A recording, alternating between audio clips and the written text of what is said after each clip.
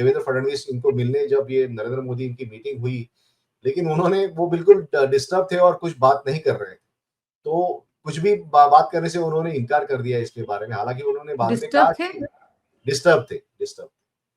तो क्यों? इसलिए नहीं, वो वही उन्होंने बताया नहीं। यानी जो रिपोर्टर वहां पे गए थे तो उन्होंने कहा कि 30 मिनट की मीटिंग में जो उन्होंने समय दिया था उनके साथ जो थे, उसमें 26 मिनट तक तो वो सिर्फ मैसेजेस करते रहे। कौन? देवेंद्र फडणवीस किसको मैसेजेस करते रहे वो। यानी उनका वो सारा मीटिंग में समय जो शामिल था थे उस वो वक्त। हम मोबाइल पे ही मैसेजेस वो करते रहे और उसके बाद वो 4 मिनट सिर्फ उन्होंने पत्रकारों से उस वक्त बात की और उसमें वही उन्होंने जो बात कही कि मुगलों का रिवाज नहीं है हमारे इसमें कि बाप के होते हुए बेटे की ताजपोशी के लिए कोई चर्चा हो सकती है। दोस्तों नमस्कार, मैं हूं विनीता यादव और आप देख रहे हैं न्यूज नशा आदत हर खबर की। बड़ी दिलचस्प खबर है जिस तरह से तस्वीर बदलती जा रही है बीजेपी में। अभी एक ही दिन पहले मोहन भागवत ने अपने एक बड़े दिलचस्प सी बात कह दी अपनी स्पीच में। उन्होंने कहा है कि जो शिव है वो विष पी करके जगत कल्याण के लिए अपना सेक्रीफाइस करते हैं। अब ये त्याग और समर्पण की भाषा और विष पीने की बात और जगत कल्याण के भले के लिए विष पीने की बात जो है वो किसके लिए कर रहे हैं मोहन भागवत, ये अपने आप में बहुत दिलचस्प है। वहीं दूसरी तरफ कई घटनाएं लगातार हो रही हैं। आप तो जानते हैं कि मोहन भागवत और नरेंद्र मोदी की अभी मुलाकात हुई है, लेकिन इन सबके बीच में एक बड़ी बात यह कि इतना वक्त लग रहा है राष्ट्रीय अध्यक्ष के नाम के अनाउंसमेंट को। और भी कई प्रदेश अध्यक्ष हैं, 13 प्रदेश अध्यक्ष के नाम का अनाउंसमेंट भी होना है। ये सब कुछ अभी तक रुका हुआ है, आप समझिए कि। और ये सुनने भी आ रही है चर्चा कि आरएसएस का जो नाम देने वाले हैं ये उस नाम को स्वीकार नहीं करना है। इसके चलते अभी हो सकता है कि नड्डा का कार्यकाल थोड़ा सा बिहार चुनाव तक और खींच लिया जाएगा किसी तरह से। कुछ राज्यों के चुनाव में खींचा गया आगे भी, क्योंकि राज्यों में एक पावर सेक्टर का जो गेम है और राज्य को वापस लाने का जो गेम है, या फिर ये कहें कि राज्य में अपनी मनमानी के हिसाब से चीजें करने का जो गेम है बीजेपी का, वो एक पूरी पटकथा उन्होंने उसकी लिखी हुई है, वो डिस्टर्ब नहीं करना चाहते। खैर, लेकिन आरएसएस जो है वो अपने व्यक्ति को जल्द से जल्द बिठाना भी चाहती है। ऐसे में आरएसएस का वो कौन सा नाम है जिसकी वजह से अभी तक बीजेपी इस मामले को ठंडे बस्ते में रखे हुए? अगर बीजेपी की चलती तो अब तक तो वो बीजेपी अपने व्यक्ति को राष्ट्रीय अध्यक्ष बना चुकी होती, लेकिन उनकी चल नहीं रही है और उन पर दूसरी तरफ से दबाव है, इसीलिए वो टाइम बाय कर रहे हैं। ये बात तो सीधी समझ में आती है, भले ही बहुत सारे लोग इस बात को स्वीकार ना करें, वरना कोई वजह नहीं होती। अगर बीजेपी के पास बिल्कुल क्लियर गोल करने की जगह होती तो वो गोल कर देती, लेकिन है नहीं अभी गोल करने की जगह। खैर, वो कौन सा नाम है जिसकी वजह से सबसे ज्यादा अड़चन मची हुई है? वो नाम अब मोहन भागवत के इर्द गिर्द बड़ी मजबूती से घूम रहा है, ये मैं आपको बता दूं।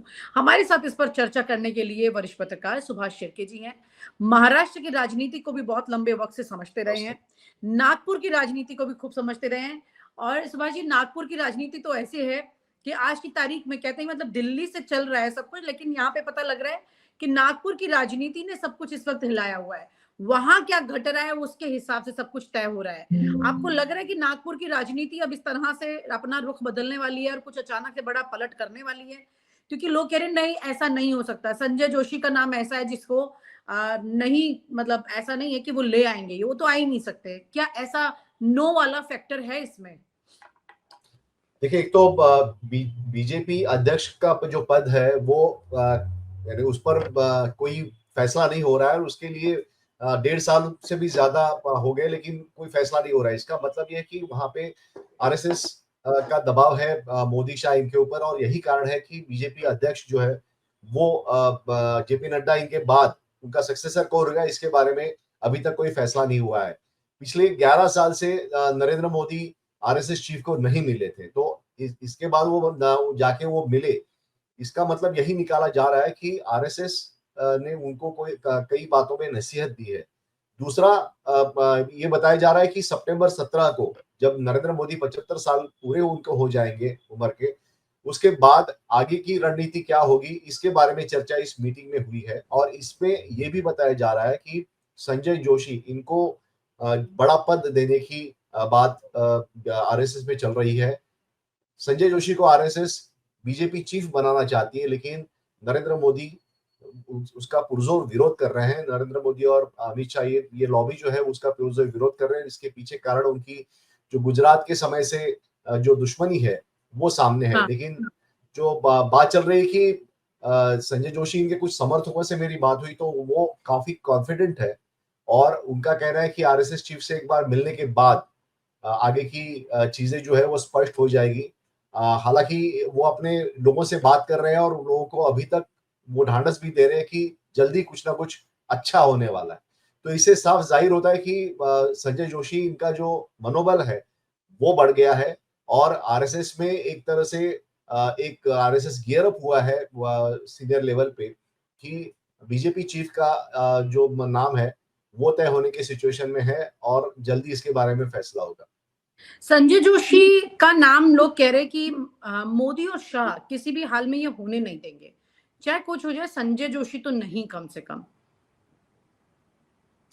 देखिए ये तो सही है क्योंकि संजय जोशी के नाम पे ही ये सारी बात अड़ी हुई थी और जेपी नड्डा इनको हटा के वहां पे संजय जोशी इनका चयन का आरएसएस करना चाहती थी। लेकिन मोदी और शाह वो उसका पुरजोर विरोध कर रहे हैं इसलिए ये बात हुई नहीं है। लेकिन अभी इस दोनों के टकराव में दो गुटों के टकराव में क्या होगा, क्या आरएसएस चीफ अपनी बात मनवा पाएंगे नरेंद्र मोदी से, ये देखना होगा। लेकिन एक जरूर है कि संजय जोशी इनको बीजेपी अध्यक्ष पद अगर नहीं मिला तो कम से कम कुछ संगठन में बड़ी जिम्मेदारी दी जाएगी, ये बात तो तय है और इसका संकेत उन्होंने अपने समर्थकों को देना शुरू कर दिया है। ये संकेत उनका जो अपने समर्थकों को दे रहे हैं और आ रही ये बातें काफी हद तक पहुंच रही हैं, कुछ लोगों के मैसेजेस भी आते हैं जो उनके इर्द गिर्द काम कर रहे हैं। एक बात तो नजर आ रही है सुभाष जी यहाँ पर कि संजय जोशी को क्या पद मिलेगा पता नहीं, लेकिन कुछ तो पद जरूर मिलेगा। एक्टिव पॉलिटिक्स में वो आएंगे और इसके पीछे एक बड़ी वजह ये भी दिखाई दे रही है कि मोहन भागवत जो कि ये बात कह रहे हैं कि विष पी लीजिए और जगत कल्याण के लिए, ये किसको विष पिलाने की बात कर रहे हैं? मतलब ये कौन सा विष है? ये इन्हीं के नाम का विष तो नहीं है। देखिए आरएसएस में काफी ये पिछले 2 टर्म में और अभी तीसरा टर्म है आ रहा बीजेपी का सत्ता में, तो इसमें काफी करप्शन हुआ है और उसमें आरएसएस का काडर जो है वो भी करप्शन में लिप्त है। कुछ मेरे जो दोस्त हैं जो कॉन्ट्रैक्टर्स हैं रेलवे में वो जी। काम करते हैं रेलवे की ठेका लेने में, तो वो कहते हैं कि इससे पहले जो दलाल होते थे मंत्रियों के उनको पैसे दिए जाते थे, लेकिन अब जो है वो आरएसएस के लोग वहां पे जो है उनको मलाई देनी पड़ती है, तो तब जाके आपका काम होता है। तो ये जो बात है कि आरएसएस काडर में पूरी तरह से करप्शन घुस गया है, वो एक चिंता का विषय आरएसएस के लिए, क्योंकि आरएसएस की जो छवि है हमने देखा था 25-30 साल पहले की एक लहंगा और ये होता नेहरू शर्ट टाइप का होता था और एक झोली होती थी शबनम झोली और वो लेके लोग घूमते थे और कार्यकर्ताओं से बात करते थे। लेकिन आज की तारीख में पूरा कॉर्पोरेट कल्चर आरएसएस में आ चुका है, तो ये कॉर्पोरेट कल्चर से आरएसएस आगे नहीं बढ़ेगा, ऐसा आरएसएस के जो वरिष्ठ नेता हैं उनका मानना है। उनका कहना है कि हमें फिर से उस सादगी की तरफ जाना पड़ेगा और सत्ता का जो दुष्परिणाम जो है वो कार्यकर्ताओं पे ऊपर जो आया हुआ है उसको हटाना पड़ेगा। इसलिए मुझे लगता है कि आरएसएस चीफ ने इस बारे में संकेत अपने भाषण में दिए। यानी कि अब ये भ्रष्टाचार को मिटाने की कोशिश करेंगे मोहन भागवत। शायद इनका अभी जो इनका फोकस है वो 2029 का है, क्योंकि जितना मुश्किल 2024 हुआ है उससे ज्यादा मुश्किल 2029 होगा, क्योंकि एंटी इनकम्बेंसी सबसे बड़ा फैक्टर होता है जिससे हर पार्टी डरती है। एक लंबे समय के बाद में ये तय होता है कि अब इनको जाना ही होगा, चाहे कुछ भी कर लें। जैसे कि शीला दीक्षित जिन्होंने दिल्ली के लिए काम किया, लेकिन एंटी इनकम्बेंसी ऐसी भारी पड़ी उन पर कि एक नई नवेली पार्टी ने उनका सुपड़ा साफ कर दिया। ये तमाम तस्वीरें देखने को मिलती है। ऐसे में इसी फैक्टर से डर रही है क्या आरएसएस कि अगर एक बार चली गई तो आने में उन्हें फिर वापस से 2-4 दशक लग जाएंगे, और अगर वो लग जाएंगे तो मुश्किल हो जाएगी। तो ऐसे में नरेंद्र मोदी के साथ क्या दिक्कत हो रही है? नरेंद्र मोदी तो बिग ब्रांड रहे हैं, नरेंद्र मोदी तो उनके नाम के पासपोर्ट बनने लगे। एक तरह से लोग कहते हैं कि पासपोर्ट ऑफ इंडिया जो है, गवर्नमेंट ऑफ इंडिया देखने की जगह हम लोग देखते हैं कि मोदी के नाम का एक तरह से है। तो उनके नाम के साथ में चलने में दिक्कत होने लगी है क्या कि जो ग्राफ है डाउन हो रहा है, जो सीटें जो कम हुई हैं लोकसभा में, वो 29 तक जाने में क्या कष्ट है? देखिए नरेंद्र मोदी कितने दिन बीजेपी के यानी जो विजयी जो उनका रथ है उसमें कब तक वो शामिल होते रहेंगे ये भी सवाल है, क्योंकि 75 होने के बाद नरेंद्र मोदी के में उतना करिश्मा रहेगा या नहीं रहेगा। जिस तरह से तीसरी टर्म होने के बाद जो एक अपेक्षाएं रहती है लोगों की, उसके बाद वो फिर से एक बार वो उनको लोग चुन के देंगे, ये भी सवाल है। तो ऐसे में संगठन को ये फैसला लेना पड़ता है कि आगे इसके बाद 10 साल के बाद क्या होगा, 20 साल के बाद होगा, इसकी रणनीति अभी से बनानी पड़ती है। वो कोई एक दिन में नहीं बनती। तो पहली जो थी 2014 में हमने देखा नरेंद्र मोदी उनके नाम पे सत्ता बीजेपी को मिल गई। दूसरी बार पुलवामा काम आया, तीसरी बार ईवीएम में यानी जो इलेक्शन कमीशन का जो घोटाला है वो कारगर साबित हुआ। लेकिन ये अभी हथकंडे सब खत्म हो गए, तो इसके बाद नया हथकंडा क्या होगा, ये इसके बारे में सोचना पड़ेगा बीजेपी को और आरएसएस को। तो ये जो चीजें हैं उसमें उनको कोई लॉन्ग टर्म चीज करनी है तो वो संगठन के बलबूते पे ही सारी चीजें हो सकती है, ना कि ऐसे कोई जुगाड़ और जुमले से कोई होगा। तो ये जाहिर है कि इसके लिए आरएसएस अभी से तैयारी कर रहा है और उनको इस पूरे डिजाइन में नरेंद्र मोदी कितना कारगर साबित होंगे, क्या अमित शाह साबित होंगे या फिर योगी आदित्यनाथ जैसा चेहरा अगर आगे लेके आए तो हिंदुत्व का मामला जो है उससे हम वोट हासिल कर ले। इसके बारे में विचार मंथन पिछले कुछ सालों से आरएसएस के बीच में चल रहा है और यही कारण है कि आरएसएस को एक अपना लीडर आगे नरेंद्र मोदी इनके बाद जो ऐसा होगा कि आरएसएस का विचार आगे लेके जाए, उसके लिए उनको जरूरत है। और ऐसे में संजय जोशी आरएसएस के विचार के हैं और बेदाग हैं, ये सबसे बड़ा उनका प्लस पॉइंट है। तो ऐसे लोग उनको वहां पे चाहिए। और दूसरी तरफ अगर नरेंद्र मोदी इनको टक्कर देनी है या फिर उनको जिस तरह से शह का देना है, मात देनी है, तो उनके चाले जानने वाला ही आदमी उनको चाहिए, इसलिए संजय जोशी का नाम तो आगे आ रहा है। इंटरनेशनल ब्रांडिंग में नरेंद्र मोदी कहाँ पीछे रह गए हैं कि अब क्योंकि वो सब भी चीजें देखी जाएंगी ना, देश को कितना फायदा दिला रहे हैं, क्या हो रहा है, कितने नंबर से पास हो रहे हैं मोदी जी देश की रिपोर्ट कार्ड में, तभी तो जनता फैसला करेगी और उसी का डर आरएसएस को होगा कि कहां पर नंबर कम हो रहे हैं। देखिए 5 किलो राशन के अनाज से नरेंद्र मोदी ने गरीबों का कुछ हद तक उनको सपोर्ट तो किया है, उनका घर तो चल रहा है, इसलिए गरीब जो है आज रास्ते पे नहीं आ रहा है। लेकिन ये सारी तिकड़मबाज जो राजनीति है उससे वो लंबी चलने वाली नहीं है। बुनियादी तौर पे अगर लोगों का डेवलपमेंट होना है तो वैसा कुछ दिखाई नहीं दे रहा है। और ज्यादा से ज्यादा जो पूंजीपति है चंद, वही ज्यादा उनका डेवलपमेंट दिखाई दे रहा है। तो एक तरफ भारत जो की अर्थव्यवस्था बहुत तेजी से बढ़ रही है ऐसा दिखने में तो दिख रहा है, लेकिन वो उसका फायदा सिर्फ चंद पूंजीपतियों को हो रहा है, ना कि बड़े समाज के तबके को हो रहा है। तो ये उनको पता है और इससे आगे जाके असंतोष भी बढ़ेगा, ये भी आरएसएस को पता है। दूसरी तरफ जिस तरह से ट्रंप ने अपने टैरिफ्स लाने शुरू कर दिए हैं, उससे अमेरिकी जो कंज्यूमर है उनको ज्यादा तवज्जो मिलेगा और भारत में जो कंपनियां हैं उनकी मैन्युफैक्चरिंग लगभग ठप जैसी हो जाएगी। तो ऐसे में रोजगार का निर्माण होना ये भी मुश्किल हो जाएगा। तो असंतोष बढ़ने की संभावना ज्यादा है।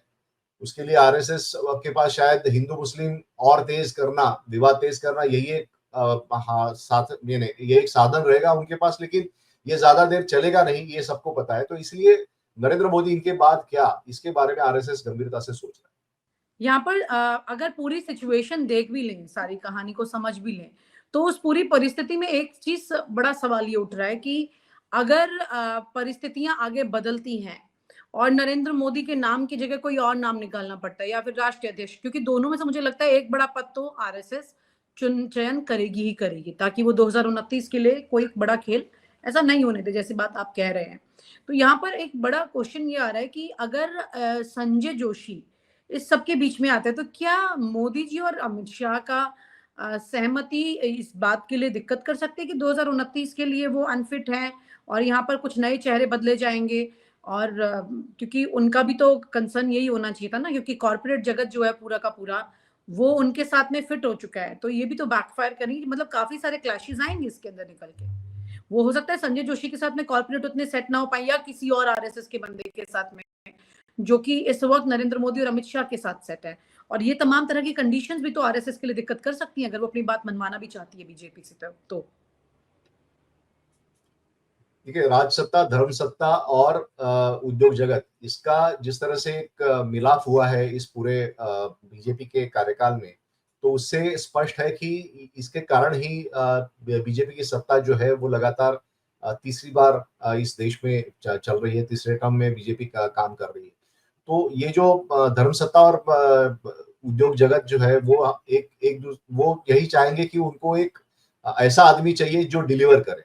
अब जो डिलीवर करने वाला आदमी फिर वो योगी आदित्यनाथ हो सकता है, देवेंद्र फडणवीस हो सकते हैं, नितिन गडकरी हो सकते हैं, अमित शाह भी हो सकता है। लेकिन क्या वो आगे 10-20 साल की राजनीति में वो फिट बैठने वाले हैं आरएसएस की? ये सबसे बड़ी बात होगी। तो इसको देखते ही आगे मुझे लगता है कि राजनीति जो है वो आगे चलेगी और आरएसएस उस तरह से अपनी चालें चलेगा। तो कुछ लोग हमारे पत्रकार गए थे देवेंद्र फडणवीस इनको मिलने, जब ये नरेंद्र मोदी इनकी मीटिंग हुई, लेकिन उन्होंने वो बिल्कुल डिस्टर्ब थे और कुछ बात नहीं कर रहे थे। तो कुछ भी बात करने से उन्होंने इनकार कर दिया इसके बारे में। हालांकि उन्होंने बाद में कहा डिस्टर्ब थे? कि डिस्टर्ब। तो क्यों? इसलिए नहीं, वो वही उन्होंने बताया नहीं, यानी जो रिपोर्टर वहां पे गए थे तो उन्होंने कहा कि 30 मिनट की मीटिंग में जो उन्होंने समय दिया था उनके साथ जो थे, उसमें 26 मिनट तक तो वो सिर्फ मैसेजेस करते रहे। कौन? देवेंद्र फडणवीस किसको मैसेजेस करते रहे वो, यानी उनका वो सारा मीटिंग में समय जो था शामिल थे उस वो वक्त। हम मोबाइल पे ही मैसेजेस वो करते रहे और उसके बाद वो 4 मिनट सिर्फ उन्होंने पत्रकारों से उस वक्त बात की और उसमें वही उन्होंने जो बात कही कि मुगलों का रिवाज नहीं है हमारे इसमें कि बाप के होते हुए बेटे की ताजपोशी के लिए कोई चर्चा हो सकती है। तो ये बात उन्होंने कही, लेकिन जाहिर है कि बीजेपी के जो शीर्ष नेता हैं उनमें कितना खलबली है इस पूरे सिचुएशन में, अभी के सिचुएशन में, ये फडणवीस की जो भाषा यानी बॉडी लैंग्वेज है वो दर्शाता है। तो जाहिर है कि आरएसएस के चीफ के दिमाग में क्या चल रहा है ये एक अलग बात है, लेकिन क्या नरेंद्र मोदी और अमित शाह आरएसएस, जो कहते हैं कि आरएसएस एक एक्वेरियम है, तो एक्वेरियम का जो एक्वेरियम में मछली इतनी बड़ी हो गई है कि वो एक्वेरियम को ही तोड़ेगी क्या, ये बात है। और एक्वेरियम को अगर वो तोड़ती है तो अलग ही कहानी होगी, लेकिन क्या एक्वेरियम उस मछली को नाली में बहा देता है तो फिर ये अलग कहानी होगी। लेकिन ये दिलचस्प होगा कि जिस तरह से ये पूरा मामला चल रहा है वो जाहिर है दिलचस्प है वो। काफी दिलचस्प है कहानी। मतलब देवेंद्र फडणवीस अगर आधे घंटे की मीटिंग में पत्रकारों के साथ 26 मिनट तक अपने फोन पर लगे रहे और मैसेजेस करते रहे तो बहुत कुछ अंदर चल रहा है, ये तो तय है। बाकी जो बात उन्होंने कही है, जो आज जिक्र आप कर रहे हैं कि बाप के होते हुए बेटी की ताजपोशी नहीं हो सकती है, तो यानी कि यहाँ पर आरएसएस की भी मजबूती को देखते हुए बीजेपी की चलने वाली नहीं है उतनी ज्यादा। एक तस्वीर यहाँ ये साफ हो रही है, लेकिन देखना होगा कि किस तरह से कौन सा खेमा यहाँ पर ज्यादा भारी पड़ने वाला है। बहुत दिलचस्प है। Thank you so much Subhashi, thank you so much.